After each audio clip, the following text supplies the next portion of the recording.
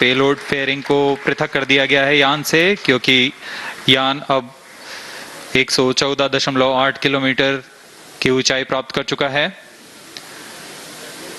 इस चरण का कुल प्रज्वलन काल 200 सेकेंड होता है और इस दौरान यह करीब 1600 किलो न्यूटन का प्रणुद उत्पन्न करता है।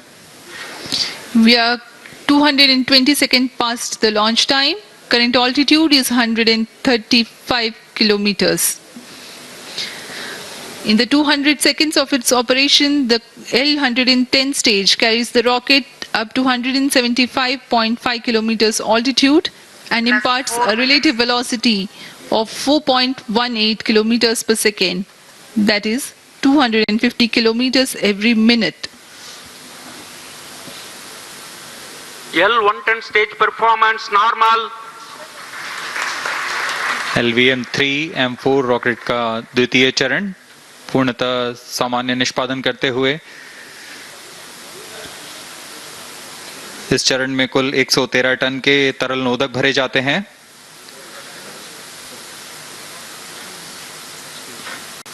N2O4 तथा UH-25 अर्थ स्टोरेबल प्रोपेलेंट को ईंधन के रूप में प्रयोग किया जाता है इस चरण में।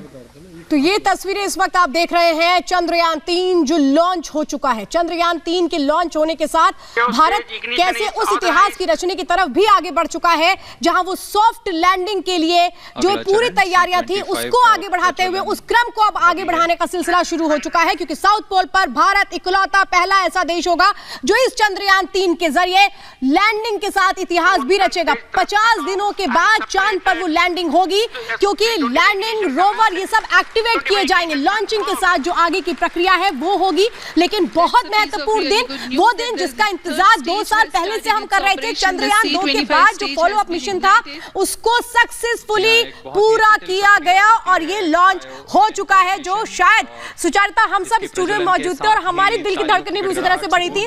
जो साइंटिस्ट थे वो तो मौजूद थे वहां पर, लेकिन हम लोग भी सोच रहे थे, हमने भी क्रॉस खड़े हो गए थे। ही वाज अब मेजर प्रे कर रहे थे। आप क्या कर रहे थे आप? क्योंकि वो एक्साइटमेंट जो है वो आपके चेहरे पर था, एक्साइटमेंट से ज्यादा एक नर्वसनेस थी। और ये जो लीड कर रही है सुचारिता डायरेक्टर, वो है इस वक्त तस्वीरों में हम दिखा रहे हैं ऋतु संधाल जी को इस वक्त दिखा रहे हैं, जिन्होंने लीड किया इस पूरे इसको मिशन को। सोचिए उन सबकी दिल की धड़कनें कितनी तेज होंगी। जैसा हम कह रहे थे कि तिरुपति भी गई थी पूरी टीम वहां पर प्रार्थना करने के लिए। ये विज्ञान और आस्था एक कैसे मिल जाती है, क्योंकि हम भारतीय हैं तो हमारी आस्था कभी कम नहीं होती है। हम वैज्ञानिक हैं, उसके बावजूद देखिए और कैसी प्रार्थनाएं चल रही थी वहां पर। ये जो लॉन्च हुआ है ये कैसे दिल की धड़कनें बढ़ाने वाला था, हर भारतीय को लग रहा था। और जैसे जैसे वहां पर अनाउंस हो रहा है, जैसे जिसमें लिक्विड हाइड्रोजन, लिक्विड ऑक्सीजन का। मनीष पुरोहित जी हमारे साथ जुड़े हुए हैं। मनीष जी, कैसा लग रहा था? आप वहां पर सुन रहे होंगे, हम यहाँ पर लाइव देख रहे हैं, आप सुन रहे हैं। सारी स्टेजेस के बारे में भी जानकारी देते जाते हैं कि किस तरह से ये चंद्रयान का जो लॉन्च है ये आगे बढ़ रहा है। थोड़ा बताइए हमें भी, जिससे हम उस टेक्निकल भाषा से दूर थोड़ा समझ पाए आसानी से।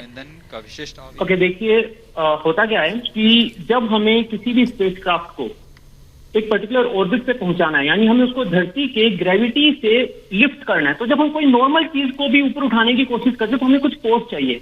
लेकिन अगर हम 6,40,000 किलो के लॉन्च व्हीकल को, जिसको हम LVM-3 बोल रहे हैं, उसको उठाना चाहते हैं तो हमें बहुत ज्यादा फोर्स चाहिए। और वो जो फोर्स हमें चाहिए वो फोर्स हम जनरेट करते हैं सॉलिड बूस्टर से। तो इसके साइड में आपको जो स्क्रीन पे साइड में जो दो बूस्टर दिख रहे हैं जो शुरुआत में फायर करे जाते हैं, वो फर्स्ट स्टेज बूस्टर होते हैं। हर एक बूस्टर तकरीबन 2 लाख किलो का होता है। इसके अंदर जब फायरिंग चालू होती है तो ये 2000 किलो फ्यूल पर सेकंड बर्न करता है, यानी बहुत तगड़ी स्पीड से धुआं बाहर फेंका जाता है। जो फ्यूल जलता है उसको बाहर फेंका जाता है। और एक बेसिक नियम है न्यूटन का, वो कहते हैं न्यूटन का जो 3rd लॉ है कि every action has equal and opposite reaction. तो उसके चलते जब हम इस फ्यूल को बर्न कर बाहर फेंकते हैं उसका हमें एक रिएक्शन मिलता है, जिससे हमारा लॉन्च व्हीकल ऊपर उठता है। अब लॉन्च व्हीकल अभी धरती की गिरफ्त में, तो हमें एक कंटिन्यूअस फोर्स चाहिए। उसके लिए हमारे पास 2 सॉलिड बूस्टर हैं। तकरीबन 110 सेकंड बीतने के बाद जो लिक्विड इंजन है, विकास 2 के 2 लिक्विड इंजन है, उनको फायर किया जाता है। अब यहां पर एक बात समझनी बहुत जरूरी है, वो यह है कि जो सॉलिड बूस्टर है वो पहले फायर होते हैं, वो साइड में है। बीच में जो विकास इंजन है वो अभी फायरिंग नहीं कर रहे हैं, उसको अभी इग्नाइट नहीं किया है। तो कहीं ऐसा तो नहीं होगा कि सॉलिड बूस्टर से जो फ्लेम्स बाहर निकल रही हैं वो हमारे विकास इंजन के जो नोजल हैं आपने देखा होगा ना, 2 नोजल होते हैं, तो जो रॉकेट की नोजल है उनको कहीं वो डिस्टर्ब तो नहीं कर देंगी, क्योंकि अगर ऐसा हुआ तो हमारा तो पूरा मिशन जो है वो तो खतरे में आ जाएगा। तो इसरो ने क्या करा, ठीक बात है ना कि बहुत ही किफायती सोल्यूशन निकालते हैं ना हम, तो इसरो ने क्या करा, एक नोजल क्लोजर सिस्टम बना दिया कि भाई शुरुआत में जो हमारा विकास इंजन है वो फायर तो होगा नहीं, अब उसको जो बूस्टर से बाहर निकल रहा है, जो फ्लेम हाई एनर्जी जो निकल रही है, जो हाई टेम्परेचर से एग्जॉस्ट हो रहा है, उससे हमने हमारे विकास इंजन को बचाना है, तो हमने क्या करा, एक क्लोजर सिस्टम लगा दिया। थोड़ी देर बाद उस क्लोजर सिस्टम को हटाते हैं। आपने सुना होगा ये बार बार है ना अनाउंस कर रहे थे कि successful, first stage separated, second stage ignited. Second stage को पहले इग्नाइट कर दिया जाता है, इससे पहले कि जो फर्स्ट स्टेज के जो बूस्टर्स हैं उनको अलग करें। अब बूस्टर्स को अलग कैसे किया जाएगा, तो भाई उसके लिए एक सिंपल सी चीज होती है कि बूस्टर्स जो कनेक्टेड होते हैं ना जिन पॉइंट्स पे, वहां पर कुछ मोटर्स लगी हुई होती है, मान लो छोटे रॉकेट्स लगे होते हैं पायरो, तो 3 ऊपर 3 नीचे दोनों साइड, और उनको हम ब्लास्ट करते हैं तो वो जो बूस्टर्स हैं वो अलग होकर साइड में गिर जाते हैं, और वो फाइनली आके जो ओशन है उसमें गिर जाते हैं, और हमारी सेकंड स्टेज जो इग्नाइट हुई वो आगे लेके चली जाती है। सेकंड स्टेज का जो रोल है वो है एक पर्टिकुलर किलोमीटर पर सेकंड की स्पीड तक हमें लेके जाना, तकरीबन 4-4.5 किलोमीटर पर सेकंड। लेकिन असली बूस्ट जो है वो क्रायो स्टेज देती है।